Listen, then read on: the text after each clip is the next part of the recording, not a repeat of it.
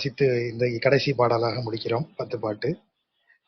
இந்த கடைசி 10 பாட்டுங்கிறதுல பெரியாழ்வார் எழுதியிருக்கிற இந்த 4ஆம் திருமொழியினுடைய இந்த 5ஆம் திருமொழியினுடைய வந்து 10 பாடல்களா இருக்கு. ஸோ இது வந்து 5ஆம் பத்தினுடைய 4ஆம் திருமொழி. அதான் அவருடைய இறுதி பாடலுடைய இறுதி. இதுல இதுக்கு முன்னாடி இருக்கிற 6-7 பாடல்கள் அவர் எங்கிருந்து ஒரு இண்டிவிஜுவல் பர்சன், அதுக்கு முன்னாடி வரைக்கும் அவர் பொதுவாகவே இறைவனது கல்யாண குணங்களை பாடிக்கொண்டிருந்தார். இறைவனை குழந்தையாக, அவனை தோழனாக, அவனை தலைவனாக, அவனை ஒரு மன்னனாக, அப்புறம் அவனுக்கு தன் மகளை அவனுக்கு கொடுத்த ஒரு மாமியார் அந்த ரோல்ல இருந்து, என் மகளை இப்படிலாம் பண்ணிட்டான், என் மகன் அவன் நினைவாவே இருக்கா அப்படின்னு புலம்பக்கூடிய ஒரு தாயினுடைய இடத்திலிருந்து, யசோதையினுடைய இடத்திலிருந்து இப்படியெல்லாம் வந்து அவர் பாடிட்டே வந்தாரு. இப்படியெல்லாம் பாடி வந்த அவர் ஒரு கட்டத்துல என்ன செய்யறாரு,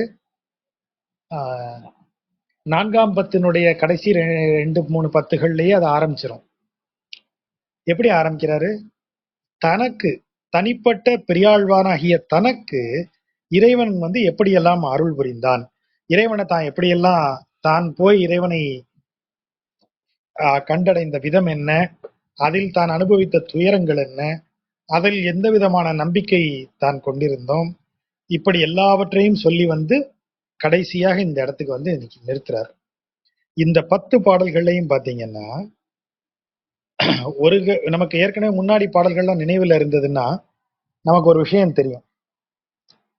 முந்தைய பாடல்கள்ல அவர் என்ன சொன்னாரு, எனக்கு பயமா இருக்கு, காலன் யமன் வந்து எனக்கு என்னை அழைத்து செல்லும் போது யம தூதர்கள்லாம் என்னை அடிப்பாங்க, என்னை வந்து கடுமையாக தண்டிப்பார்கள், ஆகவே நான் வந்து எனக்கு ரொம்ப பயமா இருக்கு, அப்ப எனக்கு வாய் இழுத்துரும், கை இழுத்துரும், வாய் கோணிரும், மூச்சு விடவே சிரமமா இருக்கும், அதனால இப்ப சொல்லி வைக்கிறேன், அப்ப வந்து என்னைய காப்பாத்து அப்படின்னு பயத்தில் பேசுகிறார். முதல்ல ஃபியரை முன் வச்சு எனக்கு இப்படி என்னைய எப்படியாவது காப்பாத்து அப்படி எல்லாம் வந்து சொல்லி வைக்கிறாரு.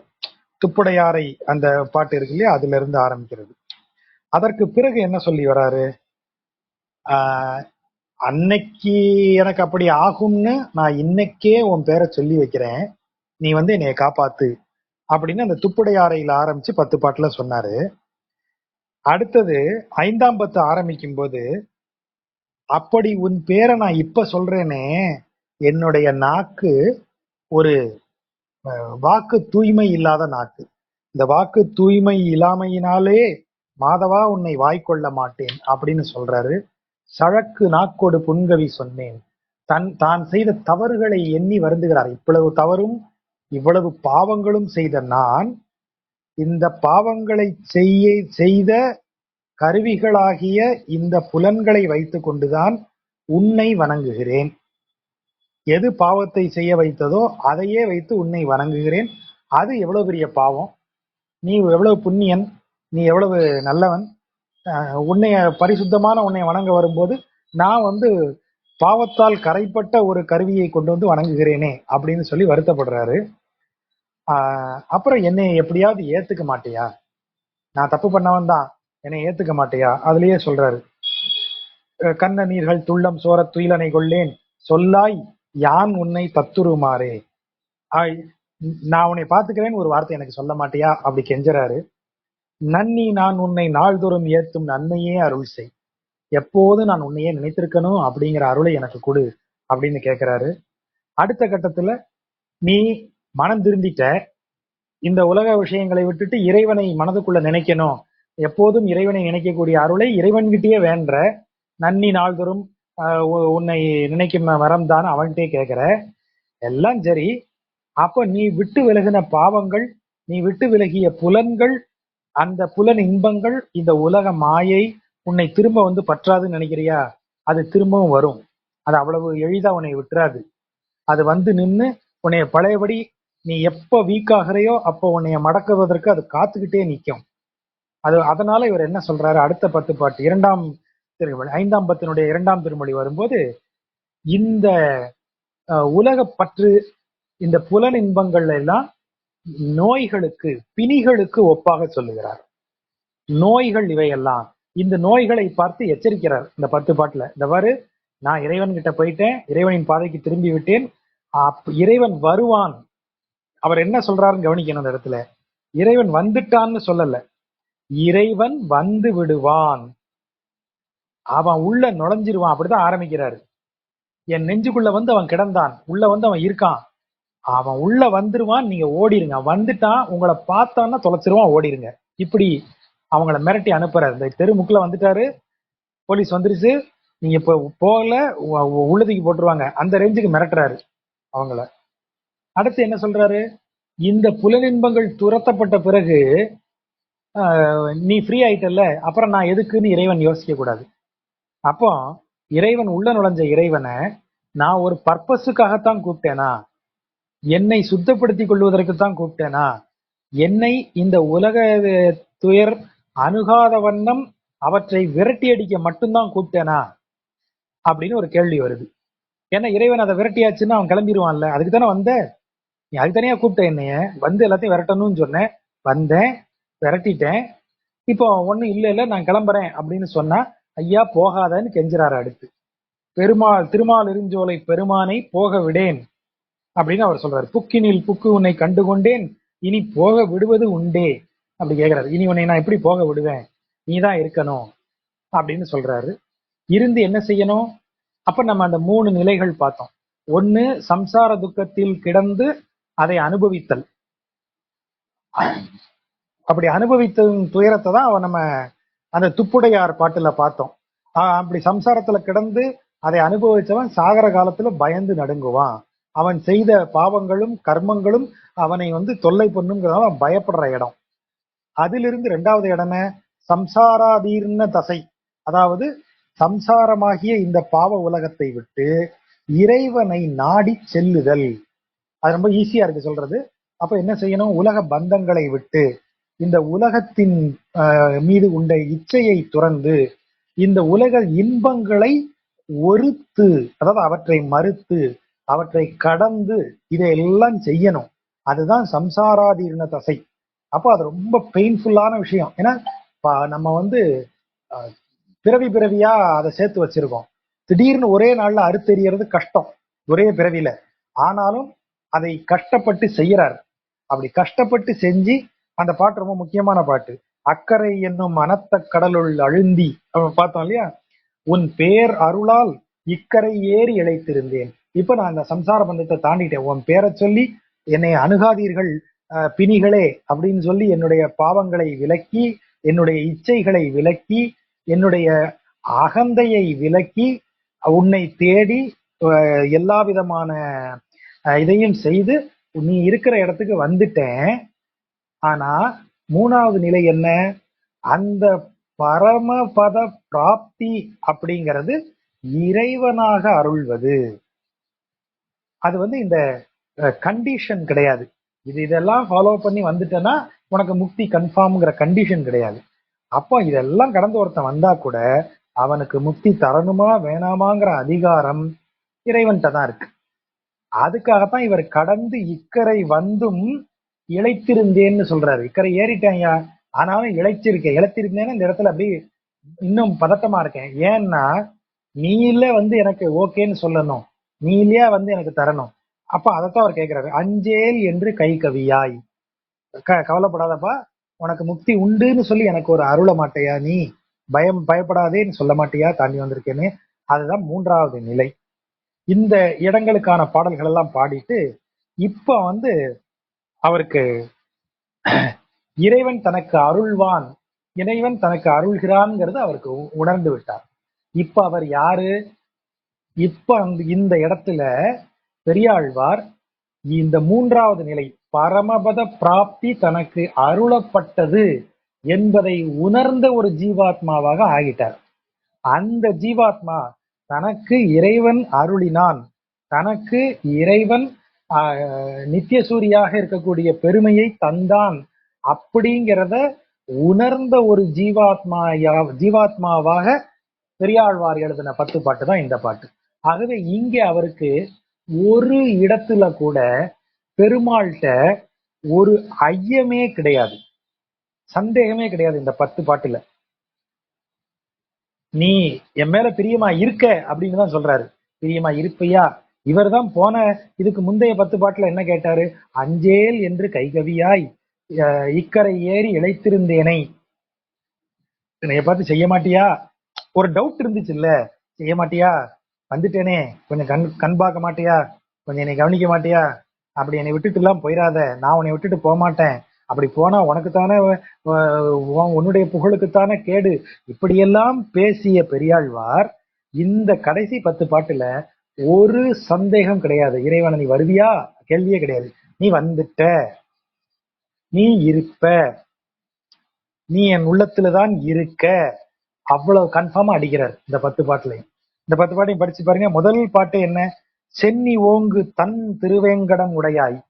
சென்னி ஓங்கு அப்படின்னா சிகரம் உயர்ந்த கொடுமுடி, சிகரம் உயர்ந்த மலைகளை, மலையினுடைய சிகரம் உயர்ந்து இருக்கிறது. அப்படி உயர்ந்த சிகரங்களை கொண்ட குளிர்ந்த, தன்னா குளிர்ந்த, குளிர்ந்த திருவேங்கடத்தை உடையவனே, திருவேங்கடத்தில் இருப்பவனே, திருவேங்கடத்தின் தலைவனே, உலகு தன்னை வாழ நின்ற நம்பி. ஏன் வந்து திருவேங்கடத்துல அப்படி நிக்கணும்னு என்ன அவசியம்? அப்படி நீ நிற்பதனால் இந்த உலகு வாழ்கிறது. நீ அப்படி திருவேங்கடத்தில் வந்து நிற்கிறதால் உன்னை அனைவரும் வந்து தரிசிக்க முடிகிறது. உலகத்தார் உன்னை தரிசித்து அதன் மூலம் அவர்கள் நல்வாழ்வு பெறுகிறார்கள். ஆகவே எதற்காக அவன் வந்து நின்னா மலையில? அவன் மலை நின்ற நெடுமால் இல்லையா? அவன் ஏன் வந்து நின்னான்னா இந்த உலகு வாழ்வதற்கு, இந்த உலகு உய்ய அவன் வந்து அங்க நின்றான். தாமோதரா அவனுடைய பெயர். சதிரா, சதிரானா சதிர் அப்படின்னா திறமை, பெருமை, அழகு அப்படின்லாம் நம்ம நிகண்டு அதுக்கு விளக்கம் சொல்லுது. அனைத்தும் உடையவனே, திறமையும் பெருமையும் அழகு ஆகிய அனைத்தும் உடையவனே, என்னையும் என் உடைமையையும், என்னையும்னா யாரு? என்னுடைய ஆன்மாவையும், இந்த ஆன்மாவிற்கு உடைமையாக இருந்தது எது? இந்த உடல். இந்த உடலையும், அதான் அந்த உடைமை, ஆன்மாவின் உடைமையாகிய உடல். ஏன்னா உடம்பு ஆன்மாவை கொண்டிருப்பதில்லை, ஆன்மாதான் உடலை கொண்டு இருக்கிறது. அதனாலதான் என் உடைமையையும்னு சொல்லிட்டு அதற்கு முன்னாடி என்னையும் அப்படிங்கிறது, என்னையும்ங்கிறது ஆன்மாவை குறிக்கக்கூடியது. ஏன்னா ஆன்மா போயிருச்சுன்னா உடலுக்கு மதிப்பு இல்லை, உடல் போனாலும் ஆன்மாவிற்கு மதிப்பு உண்டு. ஏன்னா ஆன்மாதான் அதற்கு பிறகு அதற்கான கர்ம பாவங்களை அனுபவிக்க போவது, அல்லது புண்ணிய காலத்தை அனுபவிக்க போவது, இறைவனை சென்று சேரப்போவதுன்னு ஆன்மாவிற்கு இன்னும் வேல்யூ இருக்கு. ஆனா ஆன்மா பிரிந்த உடலுக்கு எந்த வேல்யூவும் கிடையாது. அதை தூக்கி மண்ணுல போட வேண்டியதுதான், அல்லது நெருப்புல இட வேண்டியதுதான். அதனாலதான் உயிரின் உடைமையாக உடம்பு சொல்லப்படுகிறது. என்னையும் என் உடைமையையும், அந்த வார்த்தை அதுக்குதான், என் உடைமை, ஆன்மாவின் உடைமையாகிய உடலையும் உன் சக்கர பொறி ஒற்றி கொண்டு, அந்த சமஸ்ராபரணம் சொல்றாங்க இல்லையா, அந்த சமஸ்ராயனம் செய்யறது, தோல் 2 தோள்களிலும் வந்து சங்கு சக்கர பொறியை நெருப்பில் காட்டி தோல்ல வச்சுக்கணும். அந்த ஒரு தழும்பு மாதிரி அதை இலச்சினை பதிச்சுக்கணும். அப்படி பதிக்கும் போது நாம் இறைவனுக்கு அடியவனாக ஆகிற ஒப்புறுதியை கொடுக்கிறோம். அப்படி ஒரு உன் சக்கர பொறி, உன் திருமாலாகிய உன் கையில இருக்கிற சுதர்சன சக்கரத்தை என் உடல்லையும் என் ஆன்மாவிலும், அதான் அங்க முக்கியமான வார்த்தை, ஆன்மாவிலும் ஒற்றிக்கொண்டேங்கிறாரு. என்னையும் என் உடமையும், என் உடலுக்கு மட்டும் நான் ஒத்திக்கலையா, அது என் ஆன்மாவிலேயே பதிஞ்சிருச்சுங்கிறாரு. நான் உன் அடிமையானவன் என்பது என் ஆன்மாவிலேயே பதிந்து விட்டது. உன் அருளே, நின் அருளே புரிந்திருந்தேன், உன் அருளை புரிந்து நீ எனக்கு அருளியதை நினைத்து இருந்தேன். இப்ப அருளிட்டான்னு அவர் சொல்லிட்டார். நின் அருளை புரிந்திருந்தேன், இனி என் திருக்குறிப்பே, இனி என்ன செய்யணும்னு சொல்லியா நான் செய்யறேன், நீ என்ன சொல்றியோ அதை செய்யறேன். நீ எனக்கு அருள்தான் முடிவாயிருச்சு. இனி உங்ககிட்ட வந்து பரமபதத்தை தான் நான் கேட்கவே மாட்டேன். எங்கேயாவது அப்படி கேட்டிருக்காராம் பாருங்க இந்த 10 பாட்டுல. எனக்கு பரமபதத்தை அருள மாட்டாயான்னு கேட்டாரா? போன பாட்டு 10 பாட்டு வரைக்கும் கேட்டாரே, எனக்கு அருள்வாயாக, அஞ்சேல் என்று கைகவியாய் அப்படின்லாம் கேட்டாரே. இப்போ புரிந்திருந்தேன், நின் அருளை புரிந்திருந்தேன், எல்லாம் புரிஞ்சிருச்சு எனக்கு, இனி என்னையா செய்யணும்?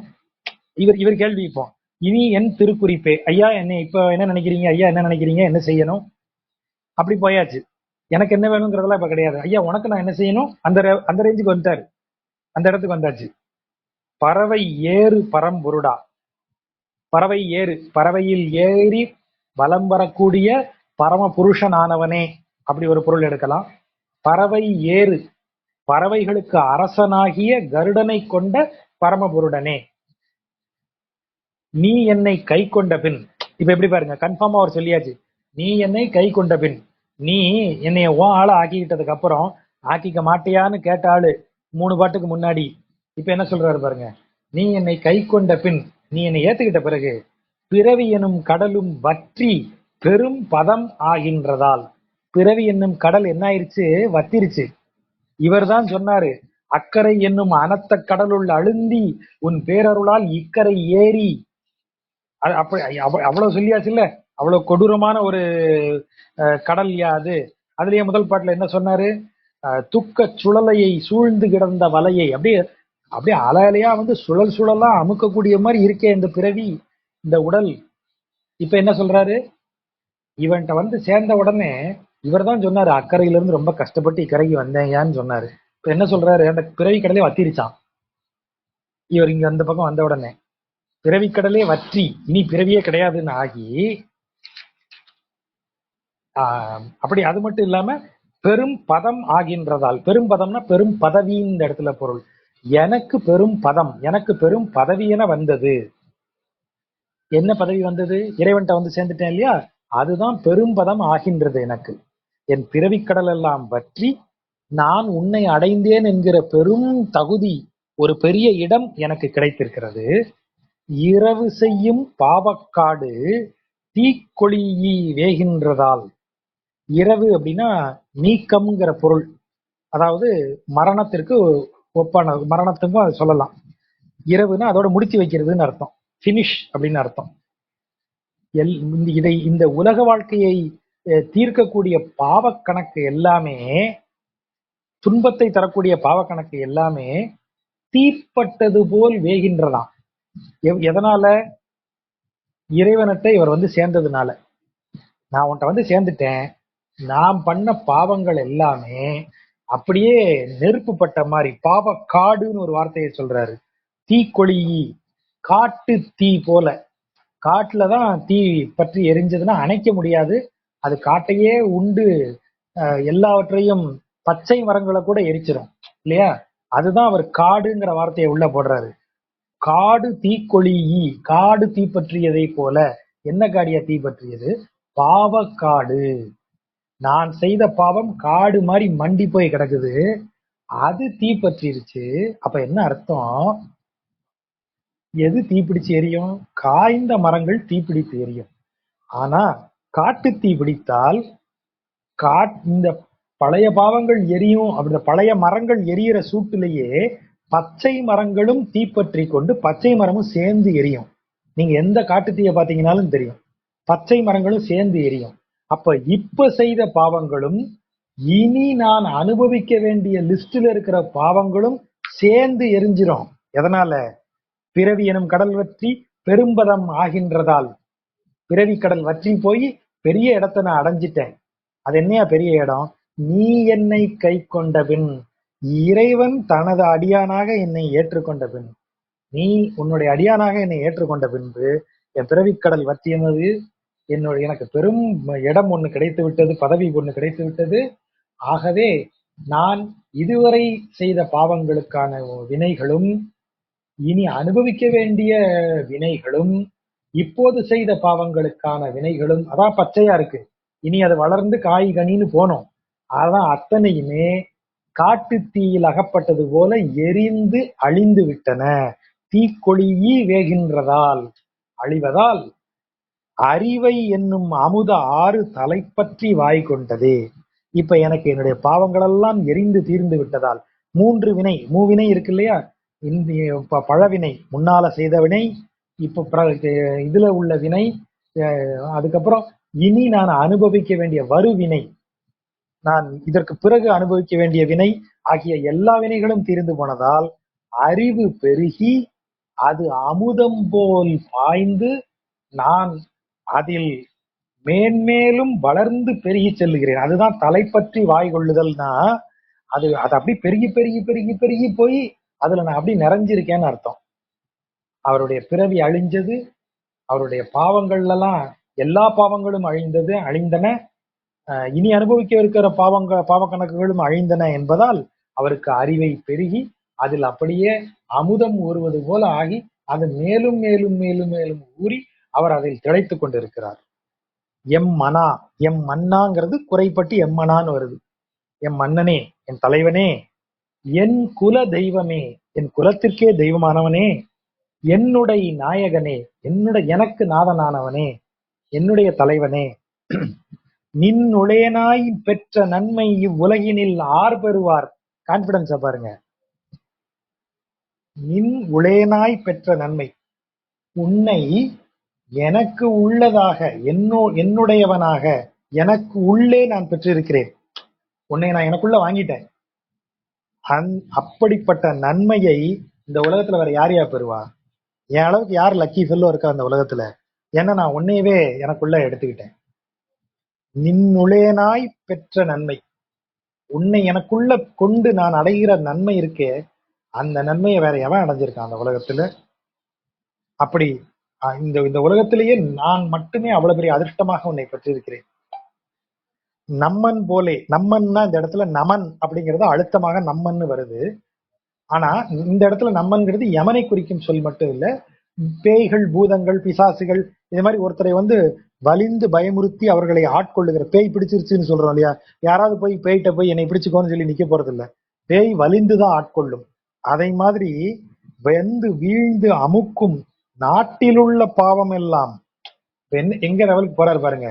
இதுக்கு முன்னாடி ஏன் பாவ கணக்கு தீர்ந்ததுன்னு சொன்னாரு முந்தைய பாட்டுல. இப்ப என்ன சொல்றாரு? நாட்டில் உள்ள பாவம் எல்லாம்,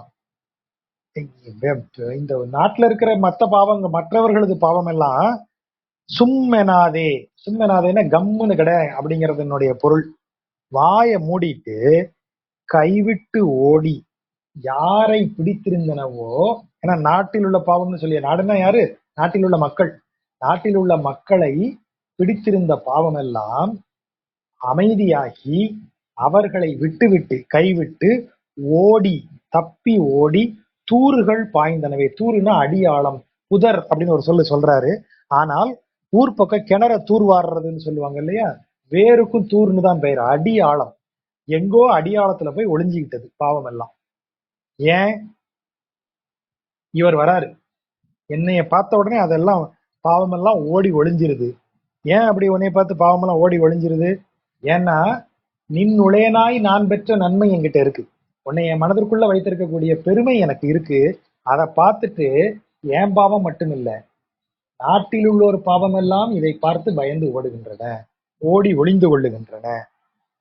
ஏன்னா அதுக்கு முந்தின பாட்டுல சொல்லியாச்சே, எனக்கு பெரும்பதம் ஆகின்றதால் எனக்கு ஒரு பெரிய பதவி கிடைச்சிருச்சு. உன்னுடைய அடியான்னாலே என்ன பாக்குறவன் பாவம் எல்லாம் ஓடி போய் ஒளிஞ்சுக்குது.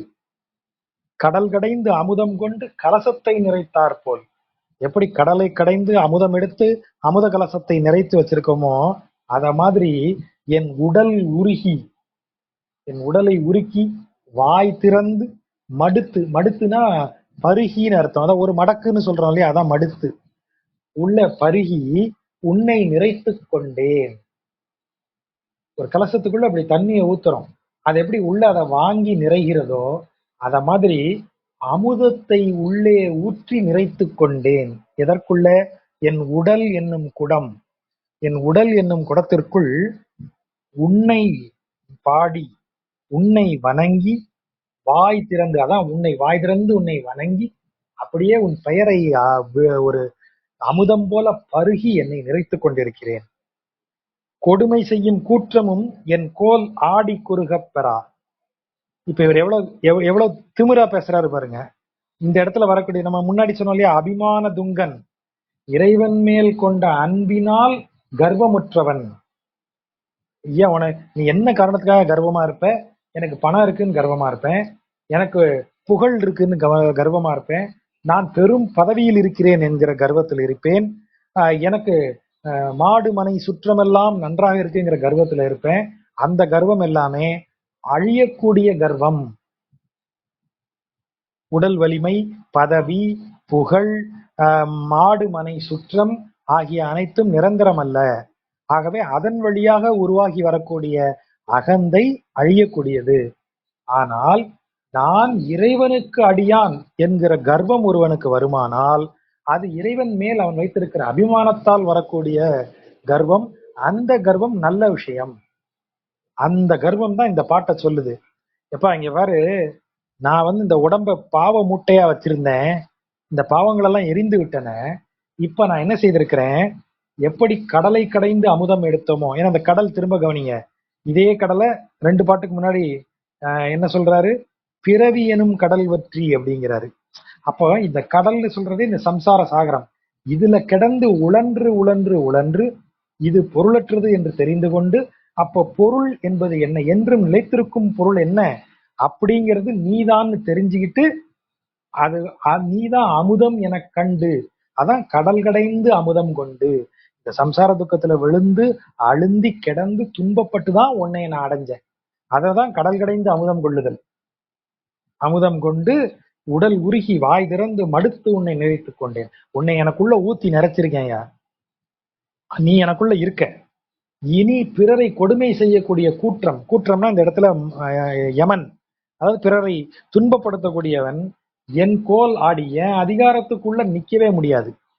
குறுகப் பெறா, உள்ள ஒரு ஒரு துளி கூட நிக்க முடியாது. குறுகப் பெறா, ஒரு ஓரமா கூட நிக்க முடியாது என் அதிகாரம் செல்ற இடத்துல. அதாவது என் சிஷ்யர்கள், என் அடியவர்கள், என் அடியார்கள், என்னை சார்ந்தவர்களுக்கிட்ட அவன் நிக்கவே முடியாது. ஏன்னா நான் இருக்கேன். நாங்கிறது யாரு? இப்போ உன்னை என்னுக்குள்ளே நிறைத்து கொண்டவன் நான்கிறது இப்ப யாரு? இறைவனது அடியானாக இவர் இருக்காரு. அதான் அந்த வார்த்தையை சொல்றாரு, உன்னை நிறைத்து கொண்டேன் கலசத்தை நிறைத்தார் போல். அப்போ அந்த உள்ள கலசத்துக்குள்ள அமிர்தம் இருக்கு இல்லையா? அமுதம் கொண்டு கலசத்தை நிறைத்தார் போல். அமுத கலசத்திற்கு மரியாதை உண்டு. சரி, அப்ப உள்ள இருக்கிற அமுதத்தை எடுத்துட்டு வெறும் கலசத்தை வச்சா மரியாதை உண்டா? வெறும் கலசத்துக்கு மரியாதை உண்டா? அமுதத்தை கொண்டு போய் நீங்க சாதாரணமா ஒரு இதுல ஒரு தேங்காய் சிரட்டையில தேங்காய் மூடியில அமுதத்தை ஊத்தி வச்சா கூட, நாம தேங்காய் மூடியில இருக்கக்கூடிய அமுதம் வேணுமா இல்ல தங்க செம்புல இருக்க தண்ணி வேணுமான்னு கேட்டா எதை சொல்லுவோம்? நம்ம தண்ணீரை கேட்போமா அமுதத்தை கேட்போமா? அமுதம் எதில் இருந்தாலும் அந்த பாத்திரம் மதிக்க பெறும். அப்ப அந்த பாத்திரத்திற்கு உள் எது நிறைந்திருக்கிறதோ அதனால்தான் பாத்திரத்திற்கு மதிப்பு. சாக்கடை நீரை எடுத்து வெள்ளிச்செம்புல வச்சா குடிச்சிருவோமா நாம? ஆனா ஒரு தேங்காய் சிரட்டையில தேங்காய் ஓடுல அமுதத்தை வச்சா கூட நாம அதை மரியாதையோட எடுத்து பருகுவோம். அதைத்தான் இங்க நம்ம புரிஞ்சுக்கணும். என் உடலுக்குள்ளே உன்னை நிறைத்திருக்கிறேன்னு சொல்றாரு. அப்ப என்னுடைய உடல் என்பது வெறும் பாத்திரம், குடம். இதுக்கு மரியாதை இல்லை. எனக்கு மரியாதை எது? நான் வந்தேன்னா கூற்றமெல்லாம் பயந்து ஓடுங்க அப்படின்னு சொன்னா அது நான்கிறது இந்த உடல் இல்லை. இந்த உடலுக்குள் உன்னை நிறைத்து கொண்டேன். நீ உன்னை நிறைத்து நீ இருக்க, அதுக்கு பயந்து குற்றமெல்லாம் ஓடுது. அந்த அறிவு எனக்கு இருக்கு. அதனாலதான் முதல்ல அதை சொல்லிட்டேன். கடல் கடைந்து அமுதம் கொண்டு கலசத்தை நிறைத்தார் போல் உடல் உருகி வாய் திறந்து மடுத்து உன்னை நிறைத்துக் கொண்டேன். அதனால்தான் கொடுமை செய்யும் கூற்றமெல்லாம் என்ன ஆகும்? என் கோல் ஆடி குறுகப்பரா, என்னுடைய செங்கோலுக்கு, அதாவது என்னுடைய பார்வைக்கு நிக்காது அப்படின்னு அவர் தைரியமா சொல்றாரு. தடவரை தோல் சக்கர பாணி சார்ங்கவிற் சேவகனே,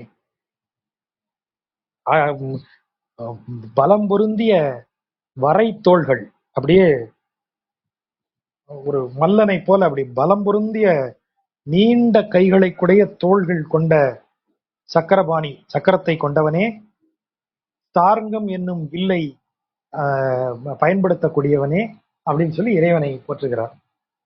அடுத்த பாட்டு இன்னும் பிரமாதமா இருக்கு.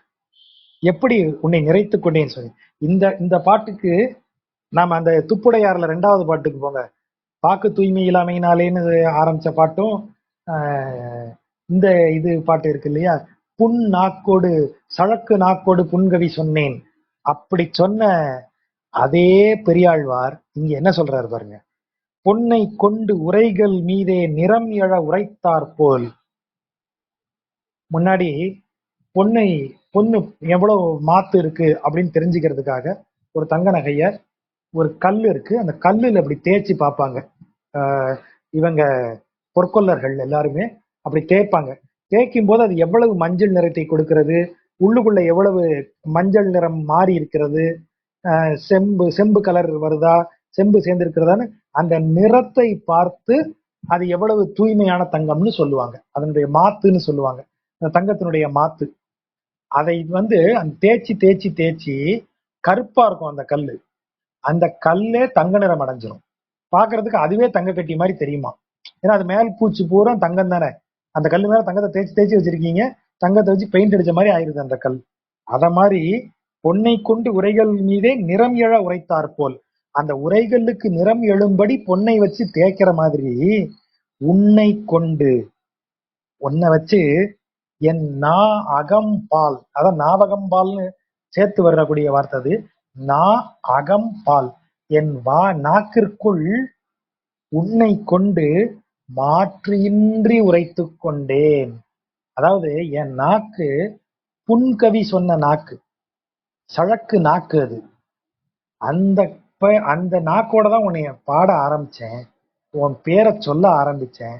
ஆனா எப்படி தங்கம் தேய்க்கப்பட்ட கல் தங்கம் போலவே நிறம் பெற்றதோ, அத மாதிரி உன் பேரை சொல்லி சொல்லி சொல்லி என் நாக்கு உன் பேர்ல தேஞ்சி தேஞ்சி தேஞ்சி உன் மேல கொண்டு என் நாக்கால உன் பேரை தேய்ச்சிருக்கேன். இப்ப என் நாக்கே அப்படியே அழகு பொழிஞ்சு மாறிடுச்சியா, தங்கம் மாதிரி ஆயிடுச்சு. அப்படி ஆயிடுச்சு உன் பேர் வந்து சொல்ல சொல்ல. அப்போ இதே தானே எல்லாரும் சொல்றாங்க, திருப்புகழை பாட வாய் மணக்கும். எங்க இருந்தது இருந்தது? ஏன் வாய் மணக்கும்? இதுதான் பொருள். அதுக்கு முன்னாடி வரைக்கும் ஊத்த வாய் அது. அப்படித்தானே திட்டுறாங்க, ஊத்தை சரீரம் ஊத்தை வாய் நாற்ற வாய் கொண்டு அப்படின்னு தான் சித்தர்கள் எல்லாம் பாடுறாங்க. உன் நாற்ற வாய் கொண்டு நால் வேதம் சொல்லின்னுலாம் திட்டுறாங்க. இந்த இந்த உன் நாத்தடிக்கிற வாயை வச்சு நீ வேதம் சொன்னா உடனே இறைவன் வந்துருவானா அப்படின்னு கேக்குறாங்க. ஆனா திருப்புகழை பாட பாட வாய் மணக்கும். அப்ப என்ன பொருள்? இந்த பொருள் தான் அது. மாற்றின்றி உரைத்து கொண்டேன். நான் அகம்பால், உள்ளே இருக்கிற அகம் நாக்கு, உள் நாக்கு அனைத்திலும் அப்படி ஒரு பொருள். நான் அகம்பால், நாவழியாக என் அகம் உணரும்படியாக உன்னையே நினைத்து உன்னை கொண்டு எனது தவறுகள் அனைத்தையும் நான் சரி செய்து கொண்டேன்.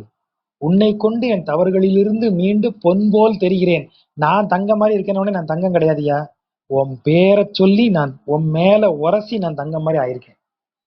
அப்ப ஜீவாத்மா பரமாத்மாவின் சைதன்யத்தை கொண்டு இருக்கிறதே தவிர ஜீவாத்மா பரமாத்மாவை போல தனித்து இயங்கக்கூடியது அல்ல. ஜீவாத்மாவிற்கு இருக்கக்கூடிய அத்தனையுமே பரமாத்மாவினிடத்திலிருந்து அருளப்பட்டது. பரமாத்மாவினுடைய சைதன்யத்தை பிரதிபலிப்பதாகத்தான் ஜீவாத்மா இருக்க முடியும். அதுதான் இங்க பொன்னை கொண்டு உரைகள் மீதே நிறம் எழ உரைத்தாற்போல் உன்னை கொண்டு என் அகம்பால் மாற்று இன்றி உரைத்துக் கொண்டேன். மாற்று இன்றி, வெவ்வேறு கலர் கிடையாது, தங்கத்தை மட்டும்தான் உரசும் அந்த கல்லு. வெள்ளியோ செம்போ பித்தளையோ வந்தா அந்த கல்லு உரசாது. மாற்று இன்றி தங்கத்தை வந்து அப்படி பண்ணிக்கிட்டேன், மாற்று குறையாம அப்படி இருக்கக்கூடிய கல். அடுத்த வரி ரொம்ப பிரமாதமான வரி. நான் இத நிறைய நேரங்களில் குறித்து வைத்திருக்கக்கூடிய வரி, இதெல்லாம் ஹைலைட் பண்ணி வச்சிருப்பேன். உன்னை கொண்டு என்னுள் வைத்தேன், என்னையும் உன்னில் இட்டேன். உன்னை கொண்டாந்து எனக்குள்ள வச்சுக்கிட்டேன், என்ன உன்கிட்ட கொண்டு இட்டேன். இதுதான் சரணாகதி. சரணாகதியினுடைய முதல் கட்டம் என்ன? முதல்ல அவனை மனசுக்குள்ள தியானிக்கிறது, இறைவனை தியானிக்கணும். அதுதான் இதுக்கு முந்தைய பாடல்கள் எல்லாம் நம்ம பார்த்தோம். என் மனதிற்குள் வா, என்னை காப்பாற்று, நீ அப்படிப்பட்டவன், உனது அவதார பெருமை, அவனுடைய எல்லா புகழையும், அவனது கல்யாண குணங்களை எல்லாம் நான் பாடி பாடி அவனை கொண்டு வந்து எனக்குள்ள வச்சுக்கிட்டேன். உன்னை கொண்டு என்னுள் வைத்தேன். சரி, அப்ப நான் என்ன ஆவேன்? என்னை உன்னில் இட்டேன். உன்னில் இட்டேன்னா என்ன கொண்டு போய் இறைவனுக்குள்ள வச்சுக்கிட்டேனா? அப்படி இல்லை. என்னை உன்னில் இட்டேன், உன்னிடத்தில் என்னை கொண்டு வந்து போட்டேன். விழுந்துட்டேன், அவன் காலில் விழுந்தாச்சு. ஐயா நீ மிதிச்சா மிதி, தூக்குனா தூக்கு, இல்ல காலால ஒரு உதச்சி ஓரமா தள்ளுறதா இருந்தா தள்ளு, என்ன வேணாலும் செய். நான் உங்ககிட்ட கொண்டாந்து போட்டாச்சு, என்னைய கொண்டு வந்து போட்டேன். இனி நீ என்ன செஞ்சாலும் ஓகே, எனக்குன்னு ஒரு கருத்து இல்லை. இனி நீ என்ன செய்யறியோ அதை செய். முதல் வார்த்தையில் முதல் பாடல வருதுல, இனி என் திருக்குறிப்பே, இனி நான் யோசிக்கிறது எதுவும் இல்லையா, நீ என்ன யோசிக்கிறியோ அதைத்தான் நான் செய்வேன், எனக்குன்னு தனி யோசனை கிடையாது. இனி என் திருக்குறிப்பு அப்படின்னா நீ என்ன யோசிக்கிற. பெரியவர்கள்ட்ட பேசும்போது ஐயா மனசுல என்ன எண்ணம் அப்படி கேட்கிறோம் இல்லையா, அந்த மாதிரி திருக்குறிப்புன்னா இறைவனாகிய அவனுக்கு மனதுல எண்ணப்படுகிறதுங்கிறதான். அதுதான் எனக்கு இனிமே. அதான் நான் என்னையும் உன்னில் இட்டேன், என்னை கொண்டு வந்து உங்ககிட்ட போட்டேன். அதான் சரணாகதி. மொத்தமா அவன்கிட்ட வந்து விழுந்துட்டேன், நீ என்ன வேணாலும் பண்ணிக்கும்.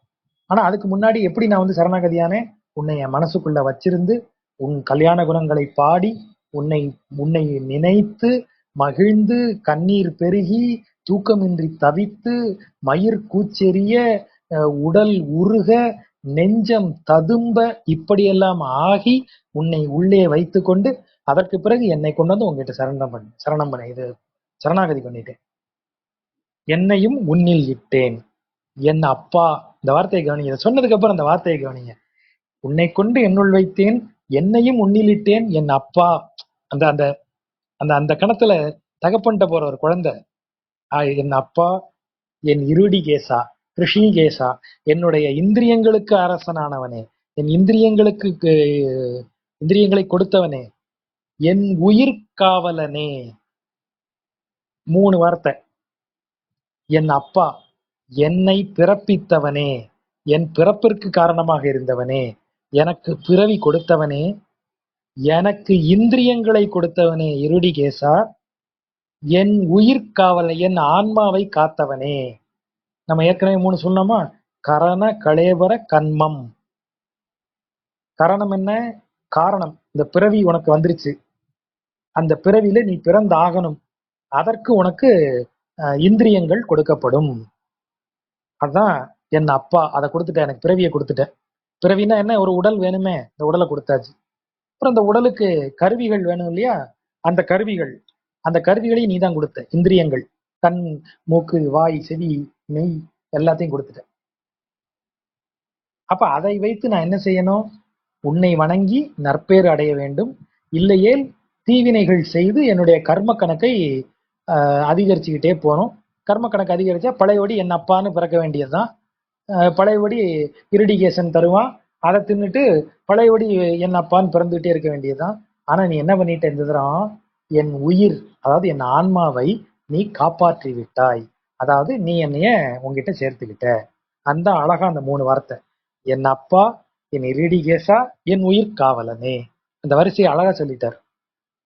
பிறந்தேன், பிறவி அடைந்தேன், இந்திரியங்களை நீ காத்தாய், இந்திரியங்களை இருடிகேசா, இந்திரியங்களை நீ கொடுத்ததால் அந்த நினைவோடு உன்னை வணங்கவே அந்த இந்திரியங்களை பயன்படுத்தி கொண்டேன். நீ அதை ஏற்று எனக்கு முக்தியை தந்தாய், என் உயிரை காத்தாய், என் ஆன்மாவை காத்தாய், என் உயிர் காவலனே. 3 கரெக்டா வந்துருச்சா? என் அப்பா, என் இருடிகேசா, என் உயிர் காவலனே. அவ்வளவு அழகா அப்படி பெரியாழ்வார் சொல்லியிருக்காரு. உன்னுடைய விக்கிரமம் ஒன்று ஒழியாமல் எல்லாம் என்னுடைய நெஞ்சகம்பால் சுவர் வழி எழுதி கொண்டேன். எவ்வளவு சிம்பிளான வார்த்தையில எவ்வளவு பவர்ஃபுல்லா சொல்றாரு. விக்கிரமம் அப்படின்னா வீரச் செயல் அர்த்தம். விக்ரமன் அப்படின்னாலே வீரன், வீரச் செயல்கள் புரிபவன், அவன் தான் விக்ரமன். அதான் விக்ரம் ஆதித்தன். வீரச் செயல்களில் ஆதித்தன் போன்றவன், உயர்ந்தவன் அப்படிங்கிற பொழுதுதான் விக்ரமாதித்தன். சோ விக்ரம அப்படின்னா வீரச் செயல்கள் புரியக்கூடிய அப்படின்னு அர்த்தம்.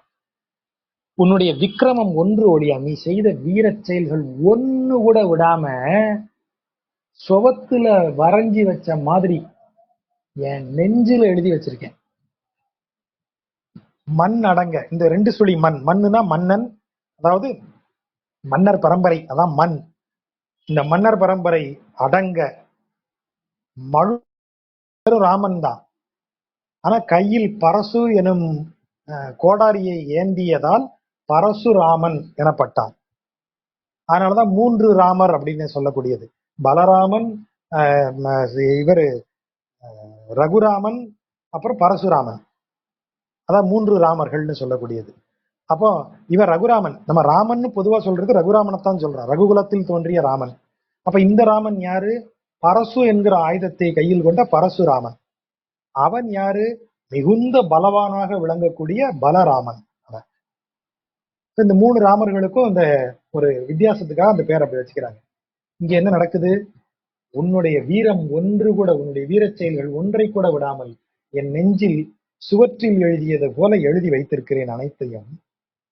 இந்த பூமியில் இருக்கக்கூடிய, ஏன்னா நம்ம எல்லாருக்கும் பரசுராமர் கதை தெரியும். அவங்க அப்பாவை வந்து கார்த்தவீரியார்ஜுனன் கொன்னுடுறான். ஆகவே அதனால் கோபம் கொண்டு 21 தலைமுறைகளாக க்ஷத்திரியர்களை பழிவாங்குவதாக சபதம் செய்து அவர் தொடர்ந்து அவர்களை கொல்றாரு, க்ஷத்திரியர்களை. அதனாலதான் மண் அடங்க, எதால? கோடாரியால அதை செய்யறாரு. அதனாலதான் மண் அடங்க மழு வலங்கை கொண்ட ராம நம்பி, வலக்கையில் மழுவை ஏந்தி மழுவாயுதத்தை ஏந்தி மண் அடங்க சத்திரிய வம்சமே அடங்கி போகும்படி அழிந்து போகும்படி செய்த ராம நம்பி பரசுராமனே, என்னிடை வந்து எம்பெருமான், எனக்குள்ள வந்த எம்பிரானே, இனி எங்கு போகின்றதே, இனி நீ எங்க போக போற, நீ உனக்கு எங்க போக போற, நீ எல்லாத்தையும் நீ அழிச்சிட்டியே. மண்ணடங்க வலங்கை கொண்ட ராம நம்பி, அதாவது நீ வந்து என்னுடைய பிறவி, என்னுடைய பாவ கணக்கு, என்னுடைய அகந்தை ஆகிய அனைத்தையும் வெட்டி தள்ளி எழுத்துட்ட. இனி உனக்கு அது உயிரச் செயல். அப்படி எல்லாத்தையும் செஞ்சுட்ட, பரசுராம அவதாரமா எடுத்து வந்து அதை எடுத்து எங்க வந்திருக்க நீ இப்போ, என்னிடை வந்த எம்பெருமானே. ஏன் திடீர்னு பரசுராமர் வராரு, இவ்வளவு நாள் இவ்வளவு இடத்துல வரவே இல்லையே, திடீர்னு இங்க பரசுராமர் வராரு. பரசுராமன் அனைத்தையும் கொன்றவன், தலைமுறை தலைமுறையா 21 தலைமுறை, அதாவது பிறவிகள் எல்லாத்தையும் வெட்டி எறிந்தவன், பிறவிகளை அறுத்தவன். ஆகவே பிறவிகளை அறுத்த அந்த அவதார கோலத்தில் என்னிடம் வந்த எம்பெருமானே அப்படின்னா என்னுடைய பிறவிகள் எல்லாம் நீ அறுத்திருக்க, அதான் பொருள்.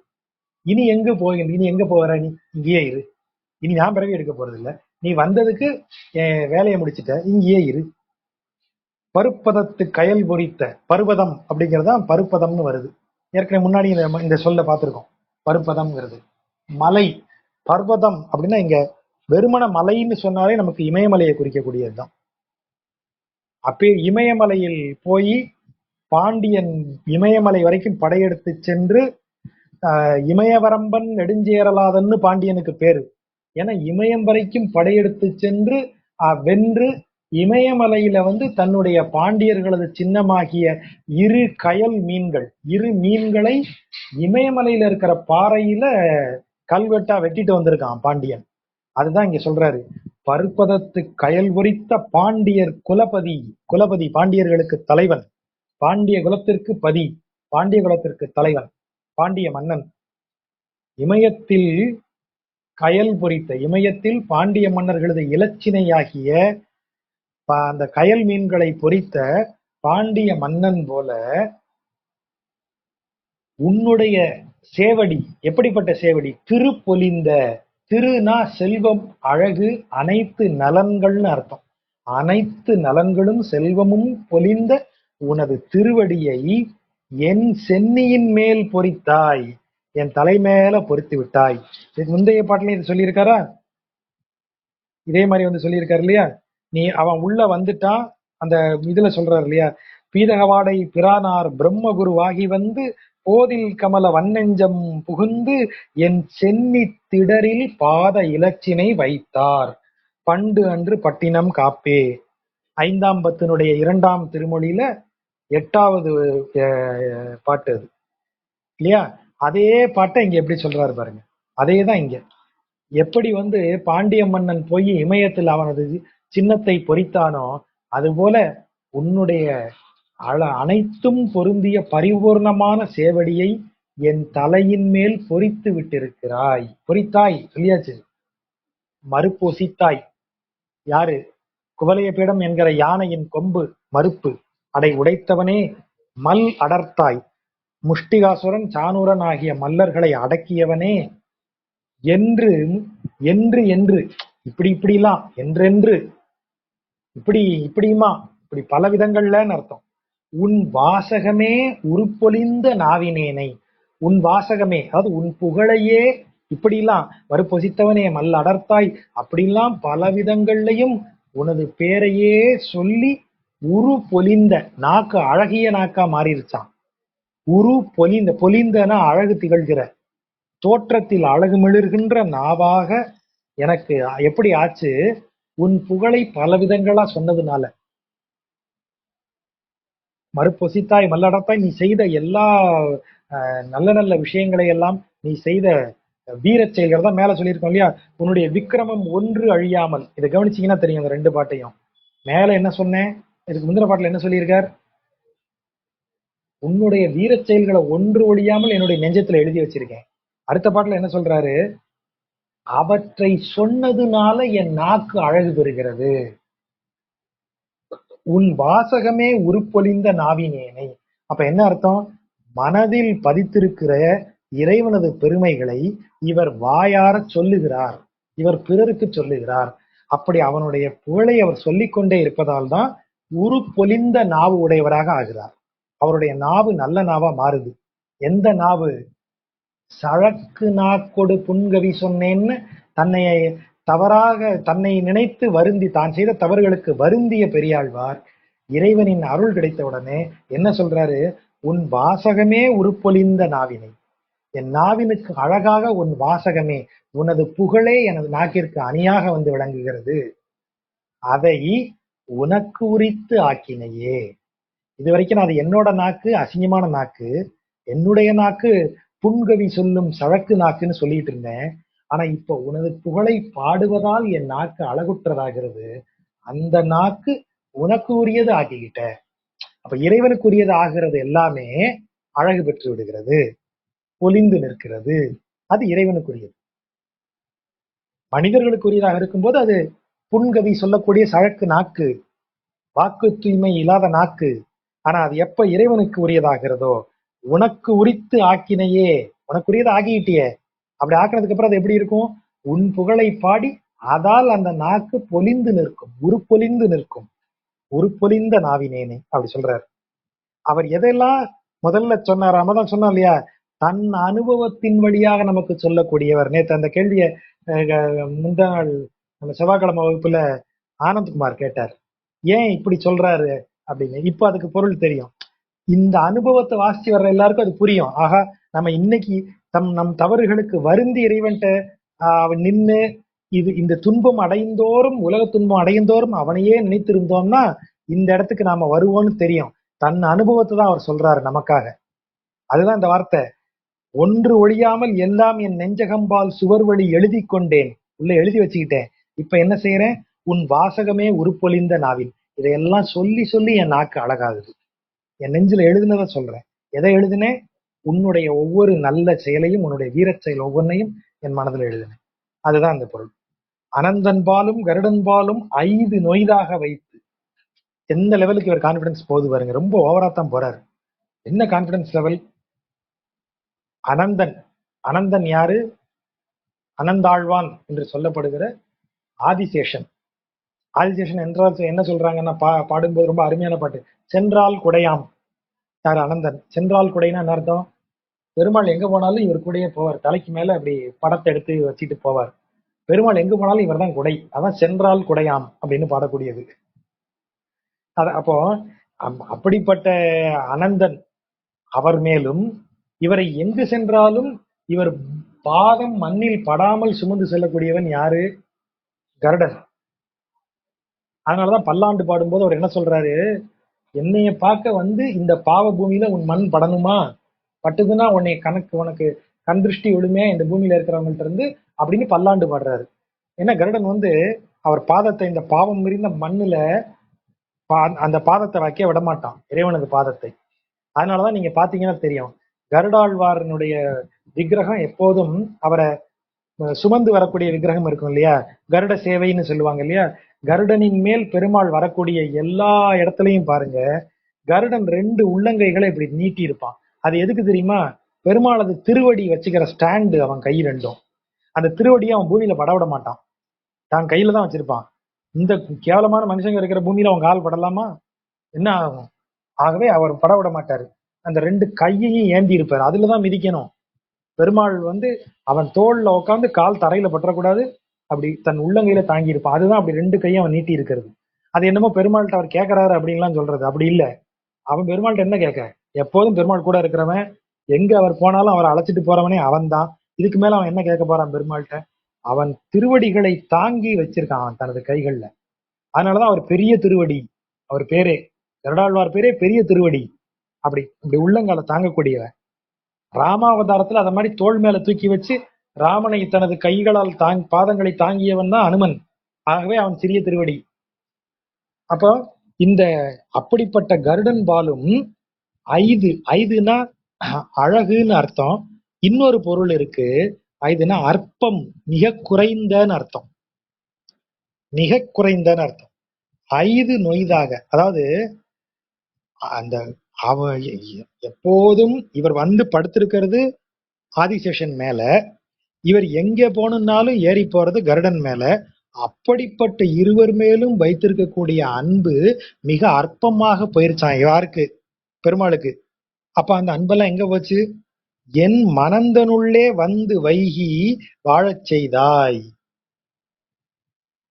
அவ்வளவு அன்பையும் என்கிட்ட கொடுத்துருக்க நீ. இவர் தான் என்ன கேட்டாரு, என்னை காப்பாத்துவியான்னு கேட்டாரு. இப்ப கான்பிடன்ஸ பாருங்க.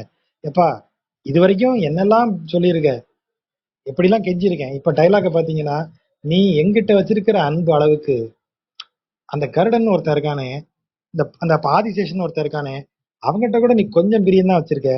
மத்த எல்லாத்தையும் எனது மனதுக்குள்ள வந்து எனக்குள்ள நீ கொண்டாந்து வச்சுக்கிட்ட. என் மேல வச்சிருக்க நீ. எம்பிரான், என் தலைவன் இல்லையா நீ? நினைந்து என் உள்ளே நின்று நெக்கு கண்கள் அசும்பு ஒழுக நினைந்து இருந்தே சிரமம் தீர்ந்தேன் நேமி நெடியவனே. என்ன அழகான சொல் தெரியுமா? நீ அப்படி வந்து எனக்குள்ள இருக்க பாத்தியா? அப்படியே என்ன அர்த்தம்? இறைவனது அருள் அன்பு அவ்வளவு நிறைந்த அன்பு. அப்படி அன்போட நீ வந்து எனக்குள்ள நீ இருக்கங்கிறத நினைச்சு நினைச்சு என் நெஞ்செல்லாம் அப்படியே உருகி, அதான் நெக்கு. நெக்குன்னா அந்த உருகி விடுகிறது, அந்த கட்டு அகன்று விடுகிறது. நெக்கு உருகி கண்கள்ல அசும்பு, அசும்புனா நீர், அப்படியே கண்கள்ல இருந்து நீர் வடிய நீ எனக்குள்ள இருக்கிறத நினைந்தே நான் சிரமம் தீர்வேன். எப்படி? என்ன சிரமம் தீர்வேன்? இக்கரை வந்து இளைத்திருந்தேன், நான் பயந்துகிட்டு இருந்தேன். ஆனா இப்போ நீ எனக்குள்ள வந்துட்டேங்கிறத நினைச்சு நினைச்சே மகிழ்ந்து கண்களில் நீர் வடும்படி நெஞ்சு உருகி நின்று எனக்கு ஏற்பட்ட எல்லா தீமைகளையும் தீர்ப்பேன். நேமி நெடிய, நேமினா சக்கரம், சக்கரமுடைய பெரும் தோற்றம் பிரம்மாண்ட ரூபனே, நெடியவனே. பனிக்கடலில் பள்ளிகோளை பழகவிட்டு, பள்ளிகோள்னா பள்ளிகொள், பள்ளி கொள்ளுதல், கொள்ளுதல் கோ அப்படின்னு நெடிதல் விவகாரமாகுது. பனிக்கடல், குளிர்ந்த கடலில் பள்ளி கொள்ளுவதை விட்டுவிட்டு, பழக விட்டுனா என்ன அர்த்தம்னா பழக்கம் விட்டுன்னு அர்த்தம். அது அவனுடைய வழக்கம் என்ன? நேர போய் பாம்பனை மேல், பார்க்கடல்ல பாம்பனை மேல் அறிதுயில் கொள்வது, அந்த பழக்கத்தை விட்டுட்டான். விட்டுட்டு எங்க வந்துட்டான்? ஓடி வந்துட்டான். எங்க வந்துட்டான்? என் மனக்கடலில் வாழவல்லன் மாய மணாள நம்பி.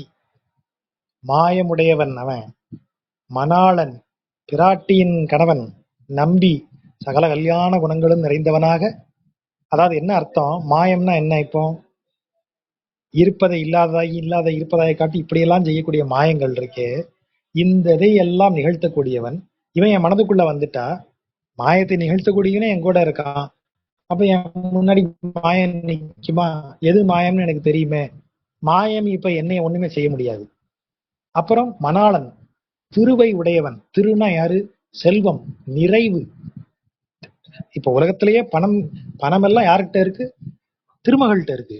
அதனாலதான் அவ லக்ஷ்மிங்கிறப்ப திருமகள். அனைத்து செல்வங்களுக்கும் அவளே அதிபதி. அவளுக்கு மிஞ்சிய செல்வம் கொண்ட ஒருவரும் கிடையாது இந்த உலகத்துல. அவளை மனைவியாக கொண்டவன், அவளை உடையவன். அப்ப இதுக்கு மேல எனக்கு ஏதாவது குறை இருக்கா? எனக்கு பைசால குறைவு இருக்கா? எனக்கு நிறைவு ஒண்ணு இருக்கு இல்லையா? நான் தான் உலகத்திலேயே அனைத்து செல்வங்களும் கொண்டவன். அது கொடுக்கக்கூடிய நிறைவு ஒண்ணு இருக்கு இல்லையா? அனைத்தும், திருங்கிறது அனைத்தும், அறிவு, அழகு, ஆற்றல், அன்பு, எல்லாம் இருக்கு. திருன்னு தான் பேரு. திரு பொலிந்த அப்படின்னு என்ன அர்த்தம்? அழகு பொலிந்தன்னு அர்த்தம். என்ன அழகு? நிறைந்த அழகு, நிறைவு. அதை பார்க்கும்போதே நமக்கு மகிழ்ச்சி வருது.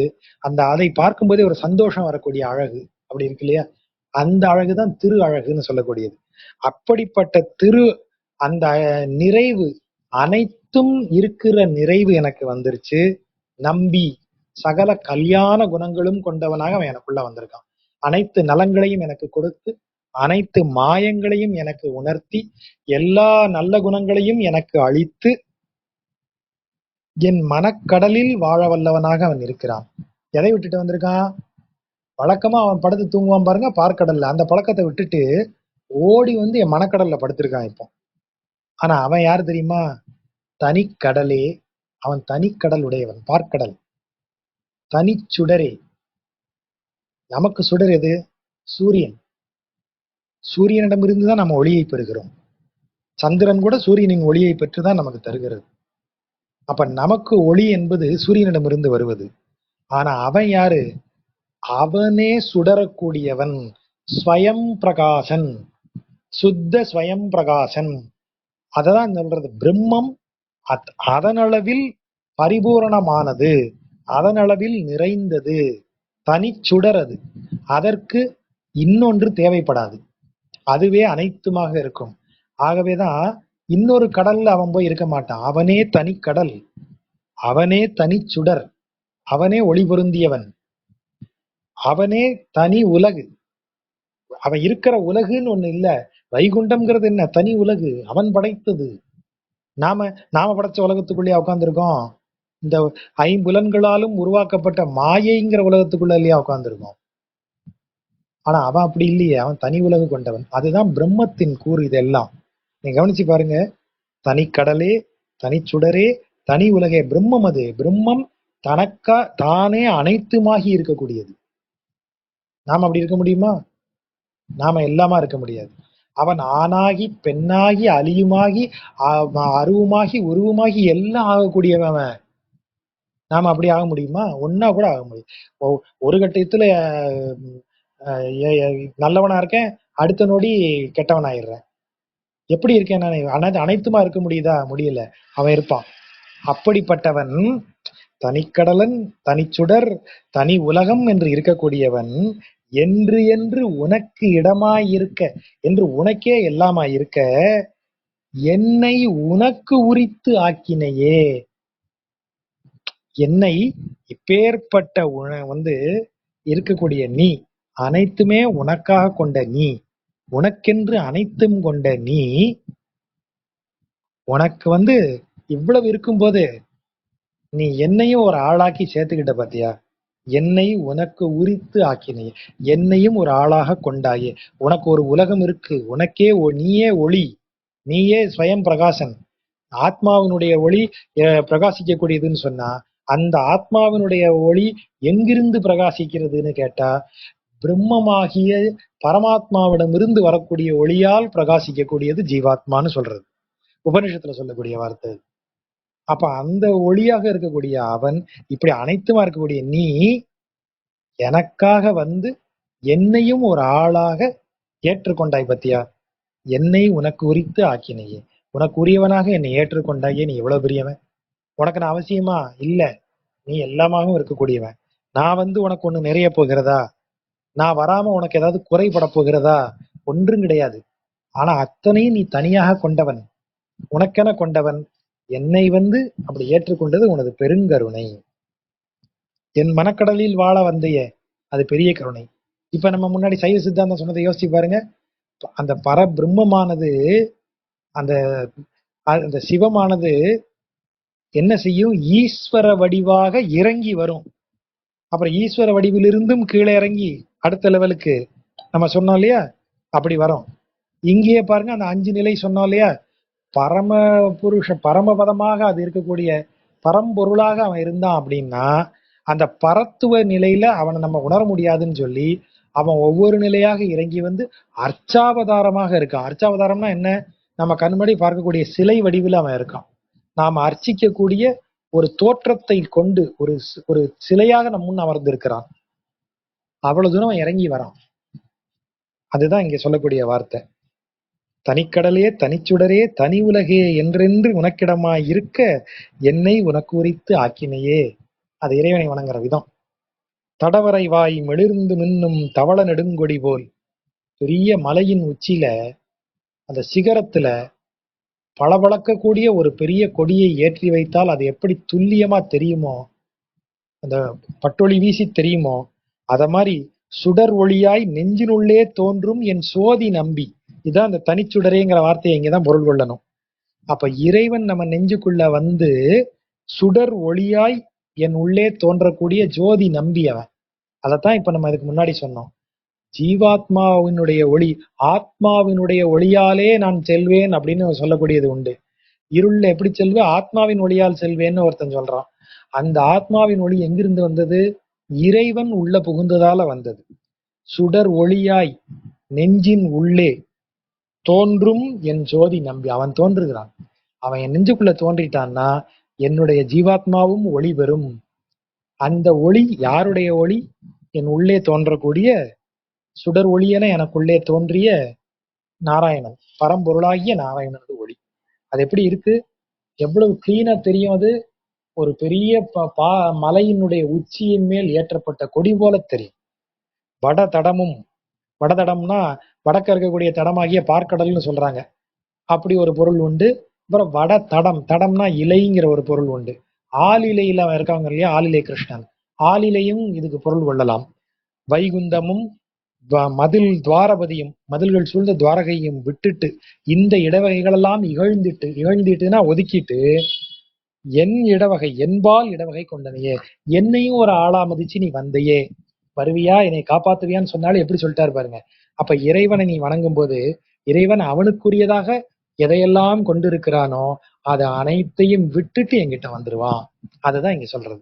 இறைவனது கருணையை நம்ம இப்படிதான் புரிஞ்சுக்கிறோம். அவன் வந்துட்டான். எதையெல்லாம் விட்டுட்டு வந்துட்டான்? அவன் பழகி கிடந்தான். எதுல? பார்க்கடலில் பள்ளி கொண்டுதான் அவன் வழக்கம். அந்த வழக்கத்தை எல்லாம் விட்டுட்டு என் மனக்கடலில் பள்ளி கொள்ள வந்தவன். அவனுக்கு ரொம்ப எப்போதும் அவனுடன் இருக்கக்கூடியவர்கள் ஆனா இவன் ஆதிசேஷனாகிய அனந்தனும் பறவைக்கு அரசனாகிய கருடனும் அவங்க மேல இருக்கிற அன்பை கூட குறைச்சிக்கிட்டு என் மேல அன்பை கொடுத்தான். அவன் எப்போதும் மகிழ்ந்து இருக்கக்கூடிய இடமாகிய பார்க்கடல், ஆலிலை, வைகுந்தம், அப்புறம் துவாரகை நகர், இவற்றையெல்லாம் விட்டு என்னிடத்தில் வந்து உட்கார்ந்துருக்கிறான். அவ்வளவு கான்பிடன்ஸ் அவருக்கு. இறைவன் வந்துட்டான். வேயர்தங்கள் குலத்துதித்த விட்டு சித்தன் மனத்தே கோயில் கொண்ட கோவலனை, வேயர் குலத்தில் தோன்றிய விஷ்ணு சித்தனின் மனதில் கோயில் கொண்ட கோவலனை, கொழுங்குளிர் முகில் வண்ணனை. கொழுங்குளிர் முகில், கொழு அப்படின்னா திண்ணிய, அதான் நல்ல செறிந்தன்னு அர்த்தம். செறிந்த குளிர் பொருந்திய முகில் அப்படின்னா என்ன அர்த்தம்? நல்ல மழை மேகம். மழை மேகம் எந்த நிறத்துல இருக்கும்? கரிய நிறத்துல இருக்கும். ஏன்னா அதுக்குள்ள இருக்கிறது தண்ணி.